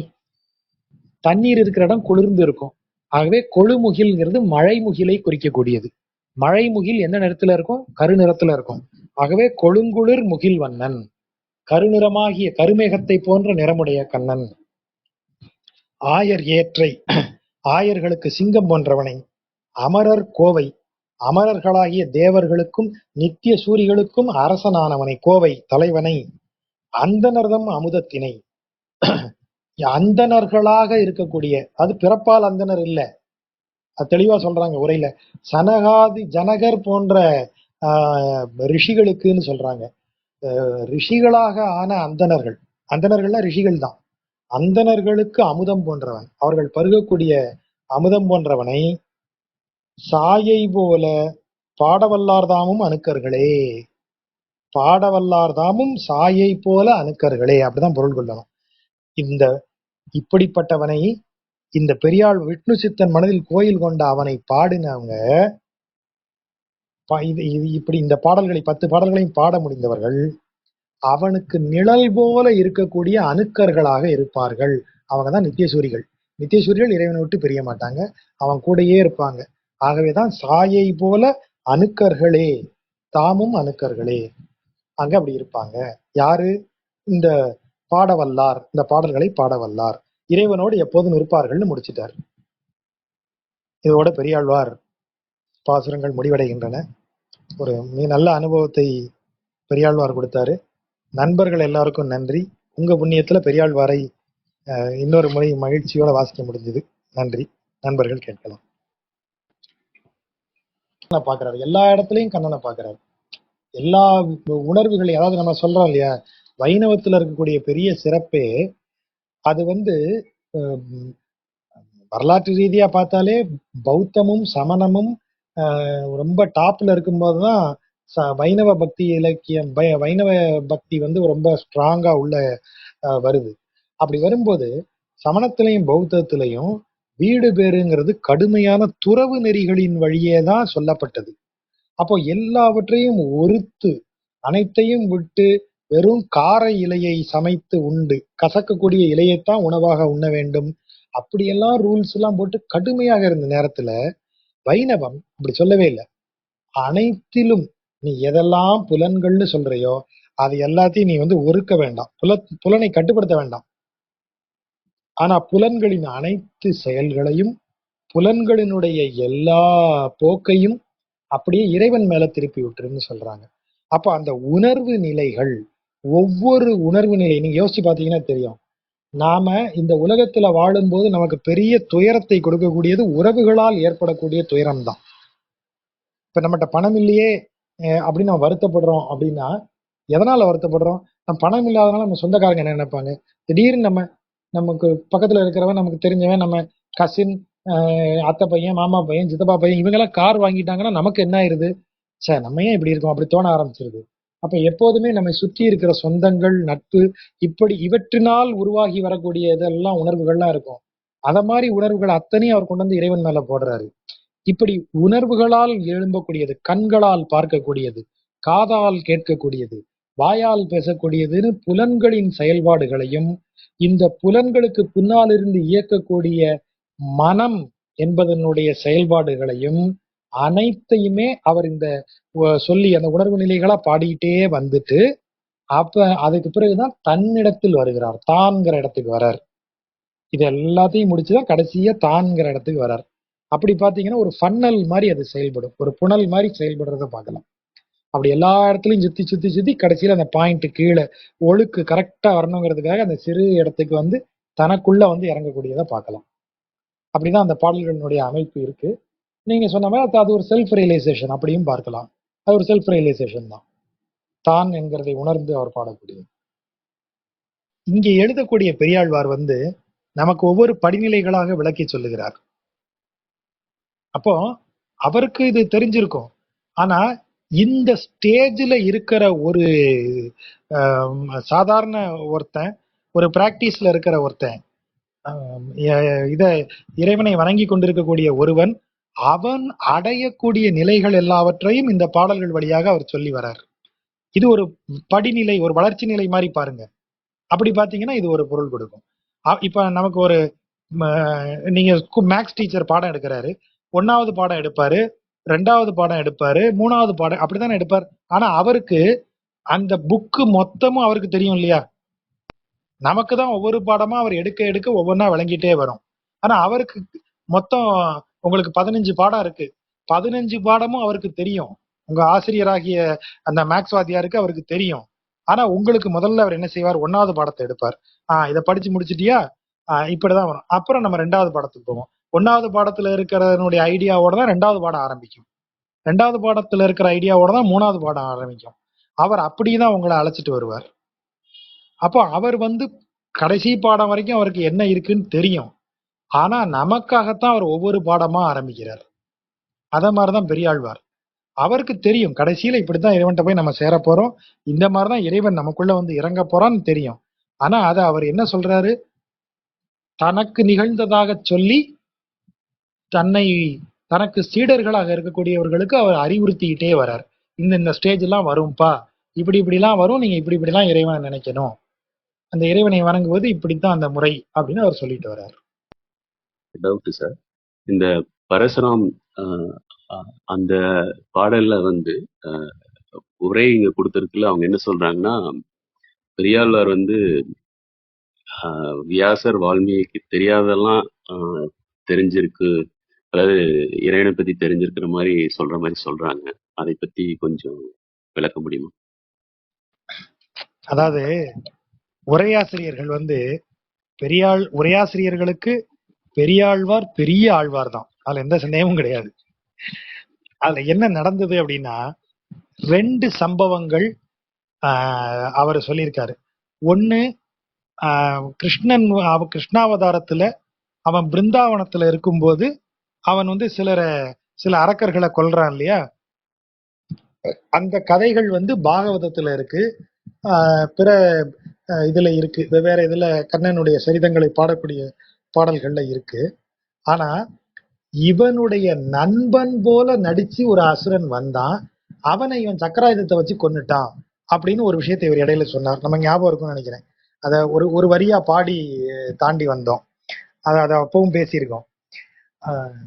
அந்த கதை எங்கேயுமே கிடையாது. பெரியாழ்வார் சொன்னதா தான் மட்டும்தான் இருக்கு. அப்படி ஒரு கதை வேற எங்கேயுமே இல்ல. நண்பனாக இருந்த ஒருவனை அவன் தவறு செய்ததற்காக சக்கராயத்தை வச்சு அவனை கொன்னுட்டான் அப்படின்னு இவர் எழுதுறாரு. அந்த கதை வேற எங்கேயுமே இல்ல. அப்புறம் ராமாயணத்துல இதே மாதிரி இந்த மல்லிகைப்பூன்னு வச்சு ஒரு விஷயம் சொல்லியிருப்பாரு. இப்படி ஒண்ணு நடந்தது. மல்லிகைப்பூவை மேல சுத்திக்கிட்டு உட்காந்து அடையாளம் சொல்றான் இல்லையா, இவன் போய் சொல்றது. அனுமன் அனுமன் அடையாளம் சொல்லும் போது, நீங்க 2 பேரும் தனியா மிதிலையில இருக்கும்போது இந்த மாதிரி மல்லிகைப்பூவை வச்சு உங்களை கட்டி போட்டாலாமே சீதை அப்படின்லாம் சொல்றாரு இல்லையா. இது எங்கேயுமே கிடையாது. வால்மீகி ராமாயணத்திலையும் கிடையாது, காளிதாசன் எழுதின சம்பவங்கள்லையும் கிடையாது, எங்கேயுமே கிடையாது. இத மாதிரி விஷயங்கள்லாம் இவர் கற்பனையில இவரா பெரியாழ்வாரா வந்து உள்ள சேர்த்துக்கிட்டாரு. உரையாசிரியர்கள் உடனே என்ன சொல்றாங்க, அப்படி பிற எவருக்கும் தெரியாததெல்லாம் பெரியாழ்வாருக்கு தெரியும் அப்படின்னு அதை கொண்டாந்து வச்சுக்கிறாங்க. அது பெரியாழ்வார் மேல இருக்கிற ஒரு பக்தியினால அப்படி அதை சொல்றாங்க, அவ்வளவுதான். மற்றபடி அதை அதை அதை அவங்க அவங்க அவங்களுடைய ஆசிரியராக இருக்கக்கூடிய பெரியாழ்வார் மேல் வைத்திருக்கக்கூடிய பக்தியினால அப்படி சொல்றாங்க. அதான். Okay, thanks thanks. இன்னொரு கொஸ்டின். இந்த பாண்டிய மன்னன் வந்து அந்த மலைய வென்று அங்க போய் அவன் முத்திரையை பதிக்கிறான். அதே மாதிரி அவர் இதுக்கு உருவப்படுத்துற மீன்ஸ் இறைவன் வந்து இவர் மனசுக்குள்ள வந்து முத்திரை பதிக்கிற மாதிரி இது உருவம் மேட்ச் ஆகாத மாதிரி தெரியுது இல்லைங்க. இது ரெண்டுமே எப்படி ஈக்குவலண்டா இருக்க முடியும்? இது வந்து எல்லாத்தையும் படைத்து இறைவன் வந்து இவரை வென்று இவர் மனசுக்குள்ள வர மாதிரி தோணுதல்ல இந்த உருவத்தை படி பார்த்தோம்னா. அதாவது ஒரு அத வந்து அது எந்த இடத்தை பொருள் கொள்ளணும் அப்படின்னா, எதற்காக போய் அங்க இலச்சினை பொறிக்கிறார்கள், அங்க போய் ஏன் கல்வெட்டுறான், அப்படி தனது தனது சின்னத்தை ஏன் அங்க அப்படி அடிச்சு வச்சுட்டு வரான்? வெற்றியை காண்பிக்கிற மாதிரி. அது வெற்றிக்குரியது மட்டுமல்ல, அது என் ஆளுகைக்கு உட்பட்டதுன்னு டிக்ளரேஷன். அது இப்போ நம்ம எழுதி வைக்கிறோம்ல, திருவண்ணாமலை மாவட்ட எல்லை துவங்குகிறது, ஒரு போர்டு எழுதி வச்சிருக்கோமா? அப்ப என்ன அர்த்தம்? அந்த இடத்துல இருந்து திருவண்ணாமலை கலெக்டருக்கு அதிகாரம் ஆரம்பிக்குது. திருவண்ணாமலை எல்லை முடிவுற்றது, நன்றி, மீண்டும் வருக. அந்த போர்டுக்கு என்ன அர்த்தம்? ஐயா, இந்த இடத்தோட என்னுடைய அதிகாரம் முடிவடைந்தது. அப்ப அடையாளம். இப்போ ஒரு கவர்மெண்ட் ஆபீஸ் அல்லது ஒரு கவர்மெண்ட் ஜீப் வருது, அதுல பாத்தீங்கன்னா தமிழக அரசனுடைய முத்திரை, அந்த கோபுரம், அதுல ஒரு சிம்பிள் வச்சிருக்காங்களா? அப்ப என்ன அர்த்தம்? இந்த கார்ங்கிறதும் இதுக்குள்ள இருக்கிறதும் கவர்மெண்டே கார்ல வருது. இதுதான் கவர்மெண்ட் அதிகாரம் அந்த இதுக்குள்ள இருக்குன்னு அர்த்தம். அப்ப முத்திரைங்கிறது அந்த இடம் தனக்கு உரியது அப்படின்னு டிக்ளேர் பண்றது. அப்படிதான் இலச்சினை அடிச்சு வைக்கிறது. அதுதான் இப்ப கோயிலுக்கு நிபந்தம் விடுவாங்க அந்த காலத்துல. இப்போ ஒரு நிலத்தை அது கோயில் நிலம் அப்படின்னு சொல்லிடுவாங்க. அப்ப என்ன செய்வாங்கன்னா, சிவன் கோயிலா இருந்ததுன்னா திரிசூலம் அதை ஒரு கல்லுல வெட்டி, அந்த கல்லை கொண்டு போய் ஒரு கல்லுல ஒரு புடைப்பு மாதிரி அந்த திரிசூலத்தை வெட்டி இருப்பாங்க, அதை கொண்டு அந்த வயல்ல நடுவாங்க. அப்படி நட்டுட்டா அந்த வயல் எதுக்குரியதுன்னு நமக்கு தெரியும், கோயிலுக்கு உட்பட்டது, சிவன் கோயிலுக்கு உள்ளான நிலம் அப்படின்னு நமக்கு தெரியும் அந்த கல் அடையாளத்தை பார்க்கும்போது. பெருமாள் கோயிலாக இருந்தால் சக்கரமோ சங்கோ வெட்டி அந்த கல்லை நட்டுருவாங்க. திருநெல்வேலி பக்கம் சீவலப்பேரியில ஒரு வயல்ல நான் அந்த கல்லை பார்த்திருக்கேன். இப்ப இருக்கான்னு தெரியல, அது எல்லாத்தையும் எடுத்து போட்டுடுறாங்க, இவங்க உடைச்சு போட்டுடுறாங்க. ஆனா அந்த கல் அடையாளம் நிக்குது. அது ஒரு அடையாளம். அந்த அடையாளம் வந்து அப்ப இறைவன் வந்து இந்த வயல்ல நான் இருக்கேன்னு சொல்ற பொருள் இல்ல, இந்த வயலை நான் வெற்றி கொண்டேங்கிற பொருள்ல இல்ல. இந்த வயல் ஐயா நான் அவனுக்கு உடைமையானவன் அப்படின்னு அந்த வயல் சொல்லிக்குது. அவனுக்கு நான் உட்பட்டவன், அவனுடைய அடிமை நான் அப்படின்னு அது சொல்லுது. அதுதான் இங்க பாண்டிய மன்னன் இமயத்தை வென்றான் பாண்டியன் அப்படித்தானே நம்ம சொல்றோம். அப்படின்னா என்ன அர்த்தம்? இமயத்துல போய் அடையாளம் போட்டான். அப்ப இமயம் இனிமே எனக்குரியதியா அப்படின்னு பாண்டிய மன்னன் சொல்லிட்டான். அதான் இமயத்தை வென்ற பாண்டியன். இமயம் பாண்டியனுக்கு அடிமைப்பட்டது, அப்படித்தானே பேசுறோம். இமயத்தை வென்றான், காவிரியை சிறை பிடித்தான். என்ன காவிரிக்கு அணை கட்டிட்டான்னு அர்த்தம். அப்ப காவிரியை சிறை பிடித்தான்னா காவிரி இனிமே கல்லணைக்கு கட்டுப்பட்டது, கல்லணையை கட்டிய கரிகால் சோழனுக்கு காவிரி கட்டுப்பட்டது, காவிரிக்கு சிறை எடுத்தான் அப்படின்னு நம்ம சொல்றோம். அத மாதிரி என் சென்னியில அவன் பாதமலர் சூடிட்டான்னா இந்த பிறவி, இந்த உடல், இந்த ஆன்மா அவனுக்கு உரியது அப்படின்னு டிக்ளேர் ஆயிருச்சு. அவன் என்னை வென்று விட்டான், நான் அவனுக்கு உரியவன். அந்த அடையாளம் தான் அது. இறைவன் வந்து வென்றதல்ல, இறைவனுடைய சாதனை அல்ல, அது என்னுடைய டிக்ளரேஷன். அது அவ்வளவுதான். அருமை. அதாவது சார், முத்துகிருஷ்ணன் சார், இது ரொம்ப இந்த கடைசி 10 பாட்டு வந்து இறைவனது அருள் தனக்குள்ளே வந்து நிறைந்து விட்ட பெரியாழ்வார் பாடக்கூடிய 10 பாடல்கள். துப்புடையாறைன்னு ஆரம்பிக்கிற பாட்டுல எல்லாம் பாத்தீங்கன்னா அவர் மரணத்தை நினைத்து பயப்படக்கூடிய பெரியாழ்வாரின் பாடல்களை பாக்குறீங்க இல்லையா? என் நமன் வந்து என்னை அடிப்பான், நமர் வந்து எற்றும் போது அப்படின்லாம் சொல்றாரு. அவங்க வந்து என்னை அடிப்பாங்க, அப்பெல்லாம் எனக்கு அவங்கள நிறுத்த முடியாது, நான் அப்போதைக்கு இப்போதே சொல்லி வைத்தேன்லாம் சொல்றாரு. அடுத்து வரும்போது, இப்ப சொல்லும்போது நான் ரொம்ப பாவம் பண்ணவனா இருக்கேனே, இவ்வளவு பாவ காரியங்கள் செய்த இந்த உடலை வைத்துதான் உன்னை வணங்குகிறேன் அப்படின்னு சொல்லி வருத்தப்படுறாரு. அடுத்ததுக்கு வரும்போது, நீ எனக்கு வந்து அருள் புரி, உன்னை நான் நினைப்பதற்கு நின் பாதம் நாள்தோறும் நன்னும் நன்மை தருவாய்ன்னு கேட்கிறாரு. உன் பாதத்தை எப்போதும் என் மனசுக்குள்ள நான் நினைச்சுக்கிட்டே இருக்கணுங்கிற வரத்தை நீ தான் எனக்கு கொடுக்கணும்னு இறைவன்கிட்ட கேட்கிறாரு. இப்ப இறைவன் எனக்கு அருள்வான்னு சொல்றாரு. அப்புறம் இறைவன் வந்து அருளும் போது இந்த எண்ணம், இறைவனை பற்றிய எண்ணம் வந்த உடனேயே நமக்கு இந்த புலன்கள் எல்லாம், புலன் இன்பங்கள் எல்லாம், உலக இச்சைகள் எல்லாம் நம்மளை விடாம துரத்தும். இச்சைகள் மேல் நமக்கு வெறுப்பு உண்டு. இப்ப குடிய வெறுக்கக்கூடிய ஒருத்தன் தான் குடிகாரனாவும் இருப்பான்.